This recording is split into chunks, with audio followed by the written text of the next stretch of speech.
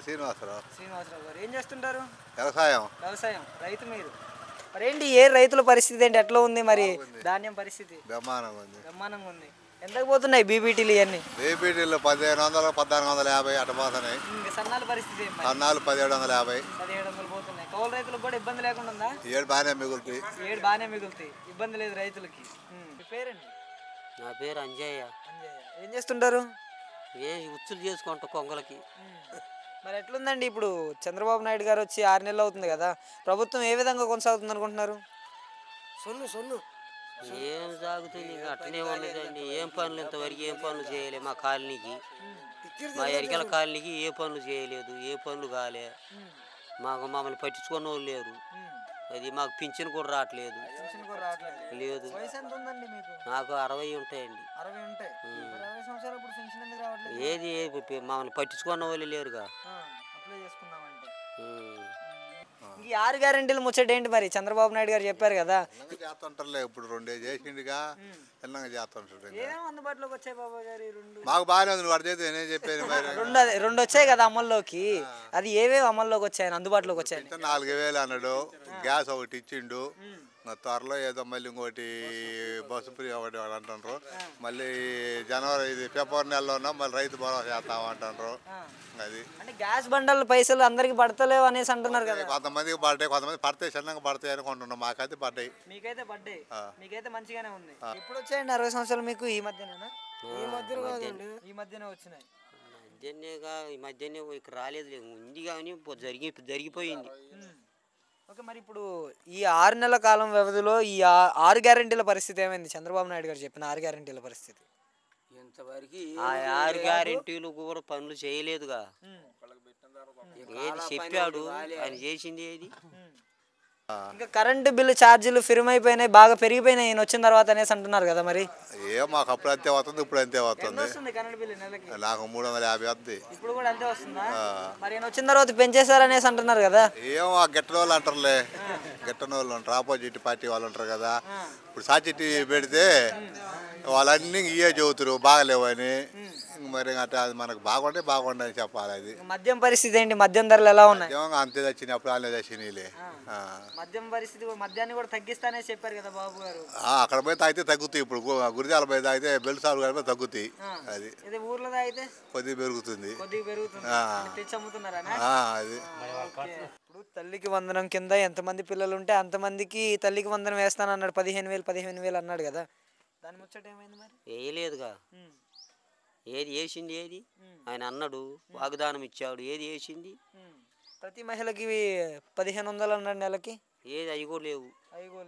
Gas అన్నాడు, gas కూడా లేదు. గ్యాస్ వస్తుంది అంటున్నారు కదా చాలా మంది. ఏది?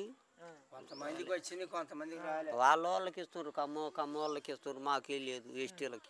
మరి జగన్మోహన్ రెడ్డి గారి టైంలో ఏ విధమైన పథకాలు అనేవి ఉన్నాయి మీకు? ఏం లబ్ధి పొందారు మీరు? జగన్మోహన్ రెడ్డి మాకు ఏం పథకాలు ఇచ్చిండు? అదే ఆయన బియ్యం భయం బాబు ఇండ్ల కాడికి తెచ్చేసేది, మా పింఛన్లు కూడా ఇళ్లలోకి తెచ్చి ఇచ్చేది. పాపం మంచి పనులు చేసిండు ఆయన. ఈయనే చేసింది లేదు, ఏమి లేదు మాకు. ఈ అమరావతి రాజధాని ముచ్చట ఏమంటారు? అమరావతిని రాజధాని చేయడం కరెక్ట్ అంటారు, లేదా వైజాగ్ చేస్తుంటే బాగుండేదా? రాజధాని అమరావతి బాగుంటది నాయన, అందరికి సెంటర్ పాయింట్ బాగుంటది. ఇక్కడ ఒక ఎయిర్పోర్ట్ లేదు, ఒక స్టీల్ ప్లాంట్ లేదు, ఒక పోర్ట్ లేదు. ముందు హైదరాబాద్ కూడా అక్కడ నుంచి వచ్చినప్పుడు కర్నూలు పట్టు రావటం, మనం అది కర్ణాటక జీలిపోయినప్పుడు కర్నూలులో పెట్టారు. తర్వాత అది తాత్కాలికం పెట్టి తర్వాత హైదరాబాద్ చేసి పెట్టారు. హైదరాబాద్ ఇప్పుడు డెవలప్మెంట్ చేసిండు, అది అయిపోయింది, అది మళ్ళీ ఇడిపోయింది. ఇప్పుడు మళ్ళీ బంగా ఇక్కడికి వచ్చింది. అమ్మటి అయితే ఫస్ట్ మద్రాస్ నుంచి పంపించేశారు, తర్వాత కర్నూలు వచ్చాం, కర్నూలు నుంచి హైదరాబాద్ ఇంకెందుకు అది ఇడిపోయింది, ఏం చేస్తాం మరి. ఇప్పుడు ఇది వచ్చింది, ఇంకా ఇది మరి ఇప్పుడు అన్ని బాగా ఎరగొడితే చేసేది ఏముంది మరి. ఇప్పుడు అయితే బాగానే, ఇదైతే బాగుండదు, అందరికి దగ్గర కొడతాయి కదా అటు వాళ్ళకి ఇటు వాళ్ళ మొత్తానికి.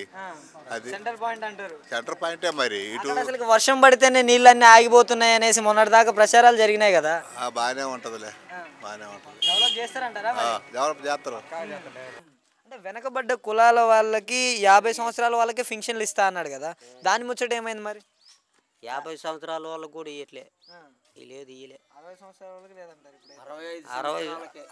సంవత్సరాలకు 50 సంవత్సరాలకి పింఛనాడు ఆయన. ఏది ఇచ్చింది? ఏది? ఇంకా టైం ఉంది అని చెబుతుండ్రు. అంటే జగన్మోహన్ రెడ్డి పరిపాలనా విధానానికి చంద్రబాబు నాయుడు గారి పరిపాలనా విధానానికి తేడా ఏంటంటారు? బాగానే ఉంది ఇప్పుడు మరి మాకైతే. అంటే ఆయనకి ఈయనకి పోలిక. ఆయన కూడా డబ్బులు వేసి మేము వేయలేదు అంటలేదు. కాకపోతే ఏంటంటే ఈ రాజధాని అని అదని ఇదని అన్ని డెవలప్మెంట్ చేయకుండా ఏదో డబ్బులు ఎత్తి ఏముంది ఆ డబ్బులు తీసుకుపోతారు. ఇప్పుడు నాకు ఇచ్చేది ఉన్నాయి దానిపై సార్ అది ఓడిచ్చా వాడిచ్చే ఈడిచ్చే డెవలప్మెంటింగ్ కావాలా, డెవలప్మెంటింగ్ చేయడం కావాలి మనకే. డెవలప్మెంట్ కావాలి. అది ఇప్పుడైతే మంచిగా ఉంది. బాగానే ఉంది. అంటే ఈ రేషన్ బియ్యం పరిస్థితి ఏమైంది మరి? ఇప్పుడు ఎట్లా తెచ్చుతున్నారు? ఇంటికి వస్తున్నాయా లేదా అక్కడికి వెళ్ళి ఇంటికి రావట్లే స్టోర్ కాడికి పోయి తెచ్చుకుంటారు. స్టోర్ కాడికి పోయి తెచ్చుకుంటున్నారు. ఇంక ఈ వాలంటీర్ ముచ్చట ఉంది చూసారు. వాలంటీర్లు ఉన్నప్పుడు ఏ విధంగా ఉంది, ఇప్పుడు వాలంటీర్లు లేరు ప్రస్తుతానికి. వాలంటీర్ లేకపోతే ఎట్లా అనిపిస్తుంది? వాలంటీర్లు లేకపోతేనే బాధగా ఉంది కొంచెం. వాలంటీర్లు ఉంటే మంచిది. వాలంటీర్లు ఉంటే మంచిది ఎందుకని అంటారండి?